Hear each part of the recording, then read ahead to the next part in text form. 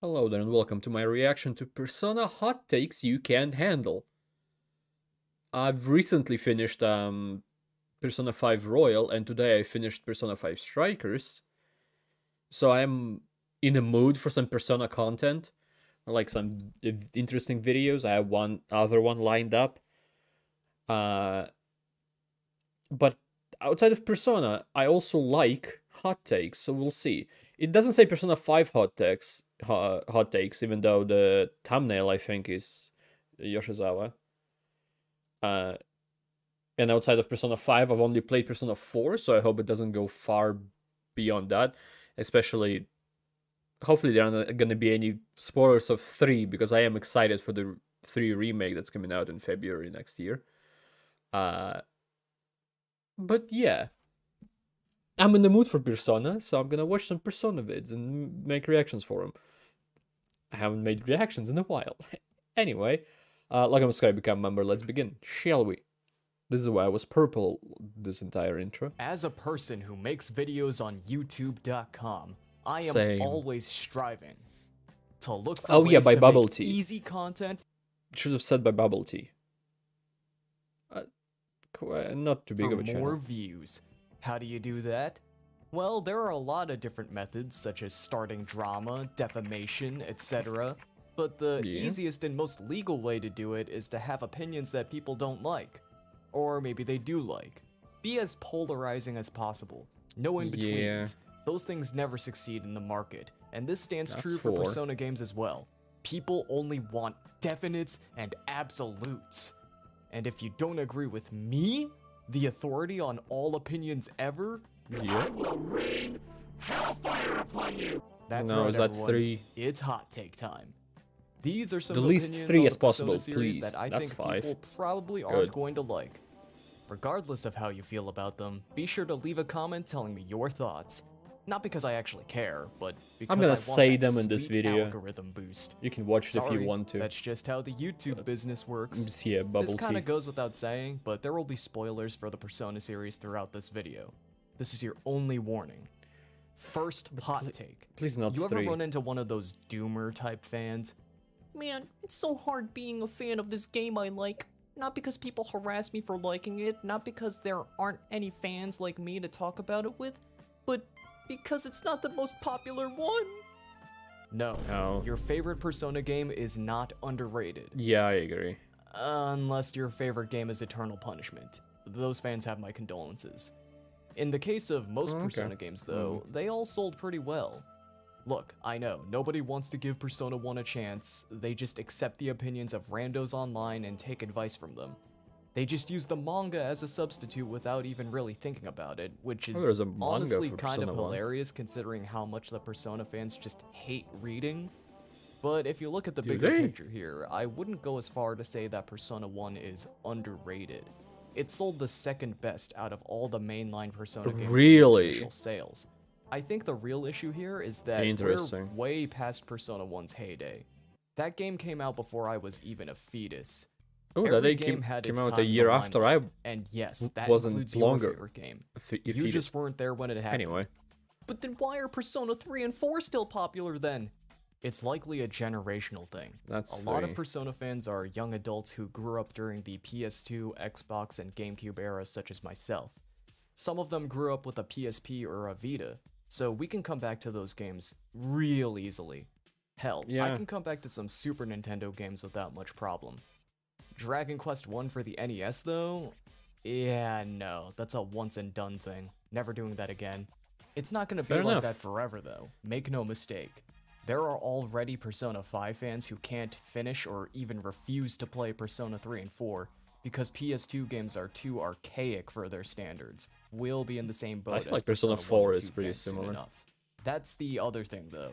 Most of the early die-hard Persona 1 and 2 fans, who were there when the games were actually popular, are probably a lot older than the I wanted to say they're probably fans. In their 40s at least. Caring about the popularity of their games, or just don't want to interact with little babies who think they're mature because they played Innocent Sin or whatever.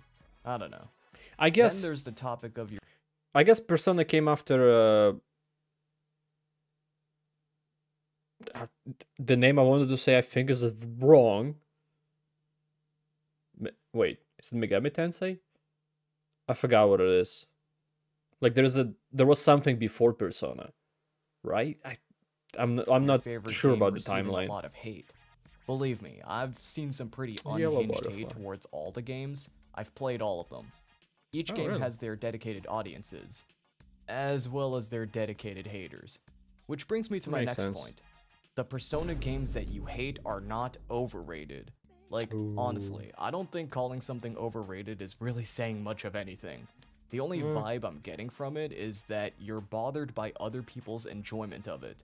Something I Yeah, try and to that's avoid like the a plague weird when I'm being mentality to critical of have. games is calling them overhyped or overrated. This is Soul The Hackers, right? implication of that always seems to be that the praise the game earns is unearned or undeserved.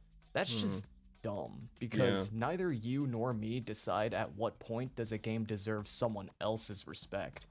I'm not saying the way I Or their critique games is disrespect. perfect, but when I don't really think a game is all that, I just address the issues that I take with it and explain why I might think other games do it better.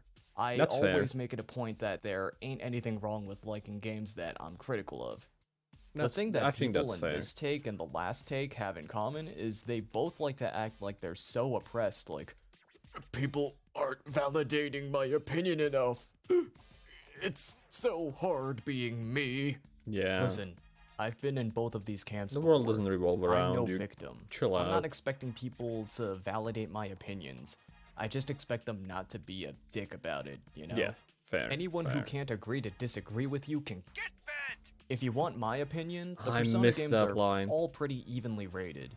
If your concern is that there's Last too line much I blind listened to a praise lot over is these for games real. and that the fans aren't capable of being critical of like anything, that is also wrong. Most people who don't like the games are probably just not talking about the games that they don't like. Yeah. Go figure. Or maybe they already said their piece on it and have moved on.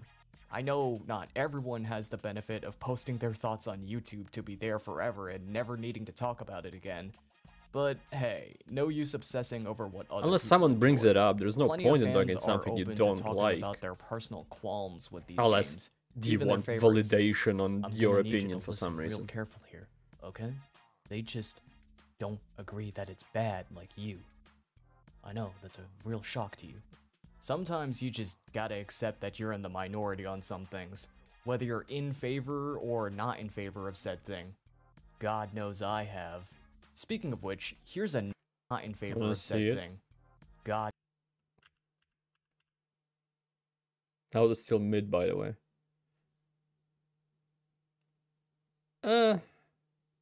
She's alright. I would like. It's not my favorite character in 4, but God knows I have. Speaking A of little which, bit above here's mid. another thing that I seem to be in the minority on. I touched on it a little bit in my Innocent Sin video 2 years ago, but I think I'd like to elaborate more on it here. So, spoiler alert, Jun is the Joker. No, not that Joker. oh, This Joker. Now, Joker actually has an interesting backstory. So, Okay. little baby Jun and Tatsuya were childhood friends along with the others, right? Long story short, Sure. he became evil because he remembered something about their childhood incorrectly and thinks Tatsuya, Lisa, and Ikichi killed Maya. This, in combination with names? the rumors becoming reality, warped his mind and transformed him into the rumored Joker as a result. That is a backstory. But the moment Jun comes back to his senses and joins your party, all of that just kinda goes away. He doesn't do anything interesting. The most we see of Jun is in flashbacks and the 1 or 2 things he did as Joker. We know what he did before the story, but he doesn't do anything during it. during the story. Okay. From my understanding, the main appeal of this character is that you can ship him with Tatsuya. I use the term ship very loosely. It's mainly just one dialogue choice that decides who Tatsuya likes, and some description text during demon negotiation when you pair the 2 characters together. For any of my very astute viewers, Okay. you may remember I made a video covering Megami Tensei strategy guides. Megami Tensei. On one of the okay, pages, yeah. I think showed was the correct guide with, for Persona correct. 4. There's an interview where Atlas basically confirms that Jun was meant to appeal to girls who like BL, not for LGBT people. It's kinda shallow, but I mean, if you ship it, that's fine. I'm not trying to say that anything Fujoshi is inherently bad, it just kinda irks me how people will rant about how modern Persona fails so hard at being progressive. I don't know why. It's not like a Persona unique thing. People like to ship characters, and that's fair enough. It's just characters, who cares?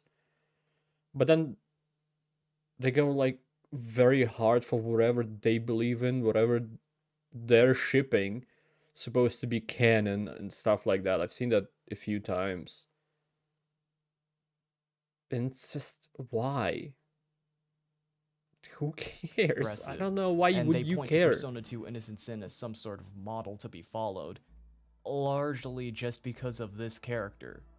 If you took the shipping factor away from him, I don't think people would go nearly as nuts over Jun. So in conclusion, Jun is a very deep and complex character. You wanna know what drives me nuts though? When people complain about how anime modern Persona is, how the games are filled with so much icky fan service and ecchi humor. Newsflash, the old Persona games were like that too. We were just talking about Jun. He is literally wish fulfillment for girls. They also make gay stereotype jokes, women can't drive jokes, booby jokes, as well as... Oh no! Persona, as well as all of the jokes. I was trying to read. Everyone gets to see when your breasts are this big. Okay. I was gonna get rid of some of these. Do you want some? Just teasing, you're all red. You can be so cute. Okay, yeah. As well as... Oh no! Maybe that's right. Funny younger guys, not so bad. This should be funny cute boy and play mommy. I mean, this one they stick to, kind of. Even in 5, you can romance kind of. I don't want to say old women because that's not the case, but much older than you women. While you are still a minor. No. Persona, as well as all of Megami Tensei, has always been anime inspired. Those were just more akin to what anime was like at the time. Yeah. Persona 1 and 2 are what anime was back then. Judging by this, and me playing 2 games and judging what I'm seeing about Persona 1 and 2 and whatnot, it seems like it's obviously deep in like Japanese culture at the time of the game's development. So it's obviously going to be more at the time with the times of what 1996 when the first came out, and then 2017 when 5 came out, right? So I don't know. They obviously couldn't put back here like the fully animated cutscenes. Maybe they could have. I don't know if the engine would have handled it. Persona now is maybe they could have made a Sega CDI game. They didn't become anime, it just changed alongside it. Yes. Anime has always been changing, and so it follows that Persona will follow suit. There will always be a degree of wish fulfillment in Persona, and while not every game may go as hard as Persona 4 levels of wish fulfillment, you can't deny that it's in the other games. It's pretty apparent. Alright, so this next one is gonna be pretty spicy. Ooh. You should pledge to my Patreon. Okay, that's not really Persona related, but hear me out. I would love to make more in-depth, longer videos like my Digital Devil Saga and Persona 4 videos. They take a while to make though. That Persona 4 video took me months. Not only because the game is long, but also because I had to keep the videos coming out in the meantime. If I didn't have to worry about keeping up my momentum and chasing algorithms, I could focus all my attention on one project instead of needing to split my concentration between several side projects. There's also the topic of YouTube's ever-changing terms of service. My videos have not been touched as of yet, but that can easily change on the flip of a dime. If you're not able to or don't want to donate, that's perfectly fine. The next best way to support me is just by watching the videos when they come out. Either way, pledge or don't pledge, thank you. Back to Persona. Alright. For those of you not in the know-how, in Persona 1 and 2, all characters could change personas, not just your protagonist. There were some limitations to it though. Characters could only take on personas that they are compatible with. This is determined by what arcana the persona is and what arcanas the character is able to use. This is a cool concept. It means the entirety of the game can be focused mostly around a static party of characters. Why bother having more characters than you need when all of them can equip different personas and fill a specific role in your party? A lot of new fans going back to play the old games are fond of this concept and want to see the Persona series return to it. I disagree. Same. Party members should stick to their designated personas. Yes. Allow me to explain. Wait. I have a harder take than this. Is that I feel like it might be interesting if even the main character only had one persona. That probably would be difficult with the weaknesses and stuff in the fights. Maybe. But I feel like you'll be more attached to your persona because, like, let's say in 5 you have, from the beginning, it's not really a spoiler if you haven't played, but you have Arsene as your first persona, but you don't really get, or like your persona, it's the one that awakens in you, but then you discard it immediately in a tutorial for Persona Fusion, and it's gone. And that's it. There's like no attachment, even though that's what started the whole thing. Because in my mind, that's how it is. And sure, you can get him back by summoning him or get an upgraded version and whatnot later down the line through Fusion and stuff. Same as in 4, whatever. But I don't know, I feel like some attachment would be cool to your persona. Maybe. If not, I'm totally fine with the wildcard ability, but only for one character, because I feel like the explanation that you're the MC already, you're like you're the chosen one, basically, the trickster and whatever. I don't remember if it's always the trickster. By always, I mean, was it also trickster in 4? But like the wildcard ability where you can switch. I'm fine with that. I just think it could be interesting if you couldn't, and maybe there will be abilities that reflect that and stuff. Maybe like a unique persona that can change type mid-fight instead of changing itself, like changing the persona. So you can still vary different in some kind of way for the fight, I won't say be a joker, but like as a card term, whatever. While the old Persona system was neat, it suffers from a few flaws that I think hold back the gameplay experience in the long run. Firstly, it's too flexible. Sure, there are restrictions to what a character can or cannot use, but even then, there's so much variety and cross-compatibility to the point where it barely matters. Part of the fun in RPGs, for me personally, is speccing your party. Whether it be your demon build or selecting the best equipment for the job, it makes you adjust and strategize based on your current circumstances and your character's inherent abilities. A margin of flexibility is available, but those options aren't made immediately available to you and are not immediately apparent. It's left to the player to work things out. Secondly, it puts... on that point, it's like... I played 4 too long ago. 5 is very recent, so I'm gonna say a lot of things about 5. Where, specifically Royal, because that's the one that's on PC.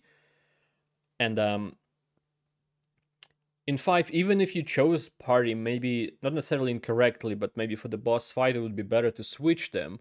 If you went specific round with, like, some confidant, or one specific confidant, just trying not to spoil as much as I can if someone who's watching didn't play, there is an ability to switch party members mid-fight, and that adds some variety to it, that adds an interesting aspect to, like, not always being on edge if you, like, switching party after every fight. And it's some strategy, but switching personas on the fly for every character, I don't know. I like, again, in 5, I like how it has it with, like, I associate, let's say, Ryuji with Captain Kidd, or whatever he evolves in later down the line. I think it's an interesting dynamic to have a character and his inner another character. like to have them combined and not just some. Oh, he has that one. That's the one he was born with, or the one that gave him his power. How about no? How about this is his now? How about it's Mara for every character? It's less value on the protagonist from a gameplay perspective. Yeah, The that's only another difference thing. Yeah. between the main character Yeah, I and was the rest talking of the about. gang in the older games is your stat distribution being objectively better than everyone else's. Vitality and magic are king. In the newer games, the protagonist is able to fill any big or small niche role you need, because you're either building your party around the protagonist setup, or you're building your protagonist based on what the rest of your party doesn't have. If they do revisit the idea of everyone being able to use multiple personas, I think they should approach it in a similar way to the Persona Q games. In those games, Oh. every character has a main persona determining their base stats, resistances, and skills, and a sub-persona that augments their arsenal. There's far as no I know, Arcana restrictions, but Persona it'll 5 be pretty Tactic is obvious gonna what have it. personas will be good on what characters purely based on whether they're more physical or magic leaning. Of course, in order to prevent a bloated cast of characters where some are just obviously more powerful than the rest, you could limit the main cast to just 5 characters, like the older games. A character's inherent strengths are still a major factor for your strategy, but you're still given a lot of freedom in terms of building off of that. Just don't make certain personas too powerful like in the Q games. But again, I'd rather they just stick with party members having one persona that gets stronger throughout the game. Yes, more party members, because it's very interesting to have like a dynamic cast. Maybe not more than 10, because that'll be too much. But if you're speaking of 5 again, like the Phantom Thieves group, I feel like it's not like too compact, but also it isn't that big, so it's very nicely placed. Okay, let's talk enhanced re-releases.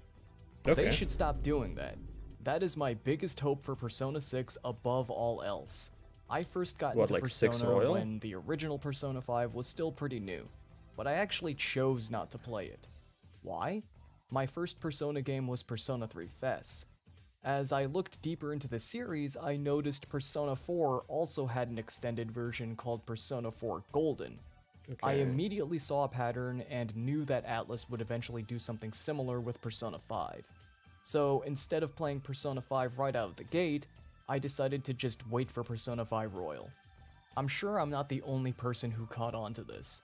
It's because Well, yeah, of probably this not. that I didn't experience Persona 5 until 3 years after its initial release. I didn't I'm neutral to this, because for me it feels like it's pretty much a DLC. You can, because it adds stuff to the game. It's not just a re-release where it changes stuff, but the story remains the same. Well, it does remain the same, but there's additional parts to it, like a DLC would have. Like recently, there is Cyberpunk and there is Cyberpunk Phantom Liberty, and like all the DLCs for the games before that. It's not unique to Cyberpunk. I'm just giving an example. I feel it's almost the same way. Especially, wait, actually, with Cyberpunk is a good analogy with the 2.0 update, even though that came out technically separately and available for everyone without buying a DLC. It's still a huge update, and people probably could have, instead of playing Cyberpunk as is, could have waited for 2.0 or playing for the first time after 2.0 and whatnot. Like, I can see positive and negatives in both of these. If it was just Persona 5 and nothing else, maybe they would have changed stuff that was changed with Royal through patches, kind of like what they did with Cyberpunk. They could have done that, but also, I don't know, it's a DLC. If I wasn't in the same situation where I could have played Persona 5, but I also could wait for Royal, I would have still played Persona 5 as soon as I could. And then if I was right about Royal, or like whatever the name would have been for the game, for the like enhanced re-release, that would have been fine. I would have played it again. I don't know. wouldn't want to buy the same game twice, especially if they both ended up being on the same console. Don't get me wrong, the additions they added in Persona 5... Yeah, that's what I was thinking about, but I thought maybe you can just, as a DLC, you can just buy it for the main game. You don't have to buy the game and the DLC again. If that's not the case, then I don't know where I went with it, but if you can buy Persona 5 and then later just buy a Royal addition to your already existing Persona 5, that's fine. But if you have to buy Persona 5 Royal separately from your vanilla Persona 5, and there's no discount for you already owning Persona 5 and stuff like that, that I'm against. Royal are great. It was totally worth waiting for. But the problem with these re-releases is that they devalue the original game. Royal was worth it for me largely because I never played the original. Most people who played the original will say the original is not worth going back to after playing Royal. When Persona 6 gets some grand announcement for its release, on the Switch, I shouldn't feel reluctant to buy it knowing that they're just gonna release a better version of the game in 2 or 3 years. I don't think you should feel reluctant no matter what. And for anyone who played the original, they're basically gonna have to play through most of the same game all over again just to experience a few more hours of new content. That's kinda whack. Yeah, but in the same time, it came out 3 years later.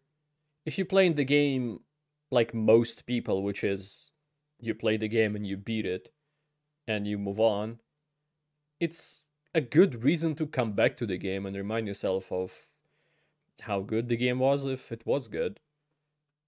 Or like to see the changes that were made if you remember it well enough.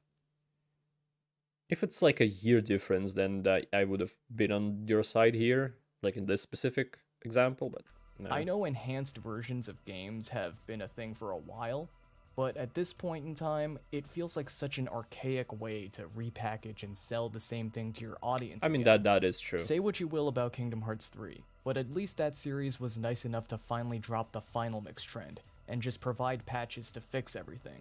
And instead of releasing a whole new game for extra story and cutscenes, they waited about a year and sold it as DLC. I would say this should be the way to go from now on, but given Atlus's terrible track record with DLC, I'd rather not get anything. Okay, this next one might actually make people think I'm insane. If it doesn't work as a DLC, do you remember Strega from Persona 3? No. The antagonists of late aren't the worst by any means. Do I want to hear this? Whatever. But I think we need to shake things up again. I think they should make another Strega. I know what you're thinking. So a good protagonist. Those guys were so underwhelming. Why would you want them to try that again? Takaya and Jin were definitely lacking in character development. Especially Jin, it's basically non-existent. What I think they did get right with Strega is that they were a good antithesis to the main cast. They posed existential and philosophical questions on the main cast. While Strega didn't pose a direct threat to the world, they welcomed the destruction of it. What if we did that again, but flesh out the antagonists more, like the way they did with Chidori? Give them a bit more presence throughout the story, flesh them out more, and make them more challenging to fight. Please. And to be extra clear, what I am not asking for is another ragtag group of one-off villains like Innocent Sin's Masked Circle. I know I've been pointing my finger at this game a lot, but I swear, it is just a breeding ground for Twitter user and Redditor ideas that I just don't think will fix Persona. This next one is pretty important because I know it applies to me as well. I know a lot of fans love their Persona YouTubers. They make good content and offer their own personal perspectives on the games they play. But you should not look to them as authorities on, like, anything. I know a lot of people like to use YouTube reviews as a means to get a good grasp on whether they should buy a game or not. Money is valuable, only spend it on things you really want, you know? However, I think people give us internet personalities too much credit. I mean, that's always the case, not just Persona thing. Don't put so much weight on the advice of anonymous strangers on the internet, especially when it comes to what games you should spend your money on. This is a parasocial relationship thing. YouTube man is just a guy on your screen giving his opinions. If you want a genuine recommendation on a game, you should probably leave that to a close friend who knows your preferences really well. The only video where I ever urge people to play a game was my Devil Survivor video, and that was more because of the 3DS eShop closing than anything else. Most of my videos aren't even really about you can watch YouTubers' videos and hear their opinion. Don't base your opinion off theirs, but you can still see how the game is played. You can see for yourself on the screen, like right now, for example, you can look at how Persona 4 is, how it looks graphically, how the dialogue is set up, some interface stuff.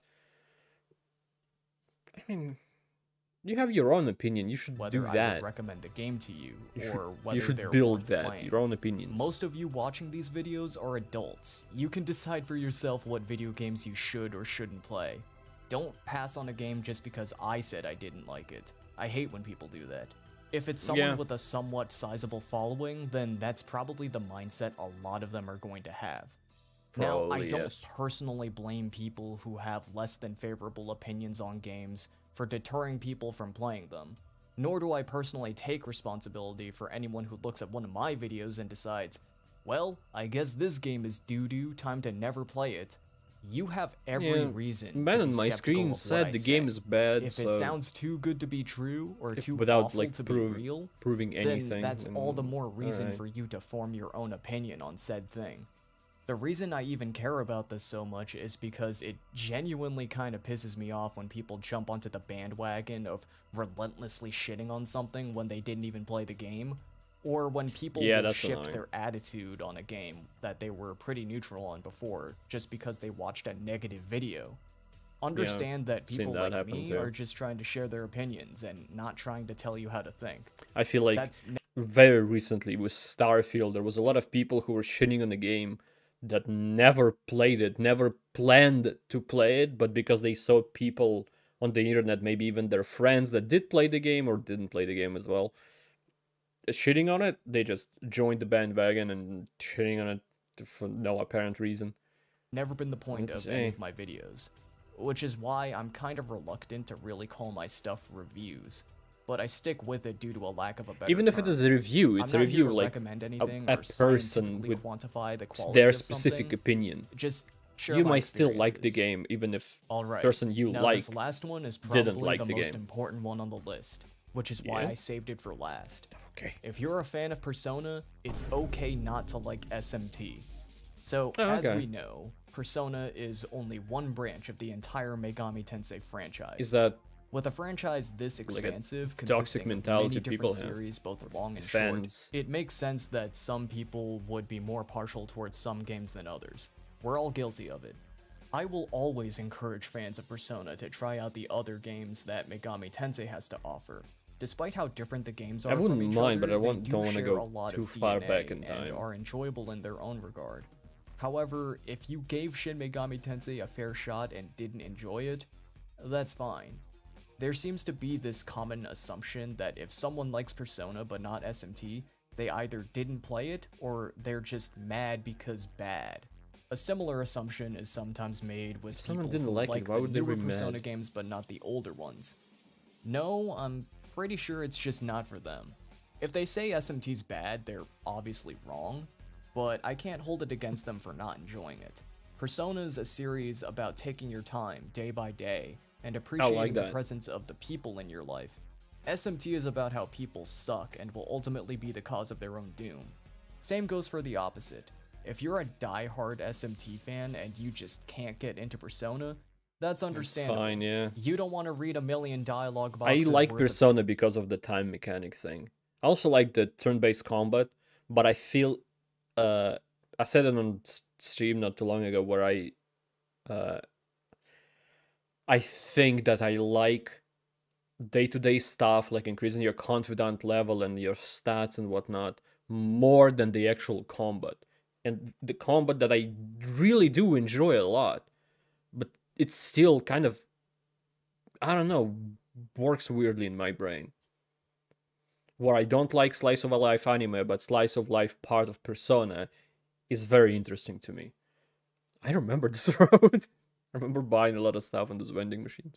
Text in the course of 80 hours. DSP That's not your ideal experience, I get it. As someone who enjoys both, I realize that not every subset of Megami Tensei is for everyone. On one hand, it's a little strange how when it comes to series like Pokemon, while not all fans of the mainline games are fans of the spin-offs, the spin-off fans are probably fans of the mainline games. But the same can't be said of Megami Tensei. It's part of the reason why I think Soul Hackers 2 was made the way it was. It was likely an attempt to find a sweet spot between the two. However, I think I realize the reason for that now. It's because unlike other series, there is no single mainline series in Mega 10 anymore. Persona is just too big of a behemoth to be considered just a spin-off. There are two dominant sects of Mega 10 now. Shin Megami Tensei. I found out about Shin Megami Tensei. No other sub-series of Megami Tensei even comes close to having as many games as the big two. Like, I've heard the name Persona for years, like the name of the gaming series, but I've never heard Shin Megami Tensei before I think before I started playing as like streamed 4. Most Megami Tensei spin-offs take more after SMT than Persona. Might depend on the platform. I don't know if Shin Megami Tensei is that we on acknowledge PC that these two all. things can coexist with each other. They thrive off each other and add way more personality to the monster collecting genre. So there's no real reason to feel like they don't belong together. In the end, you might not have found anything I've said to be remotely controversial. There's also the possibility you want to rip my head off for something I said. Now that I'm really thinking about it, I don't think anything I've said was really that important. I'm not sure why I'm even making this right now. I guess the real point I wanted to get across in this video is, the takes. Well... Some takes were hot.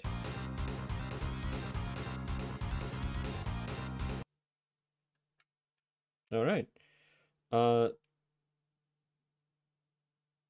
I've seen that video about my recommend as well. My love-hate relationship with Persona 4.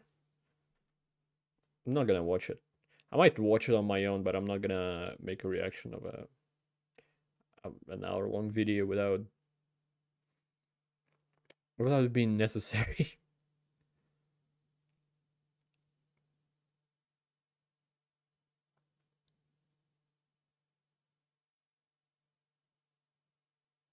Don't trust strangers online. I nod my head as I agree with this stranger online. Fair. Truly fair. It's weird that he put the video into gaming category and then Persona 4 category. I guess there was more Persona 4 than anything else, maybe. Maybe there was a lot of SMT in there too.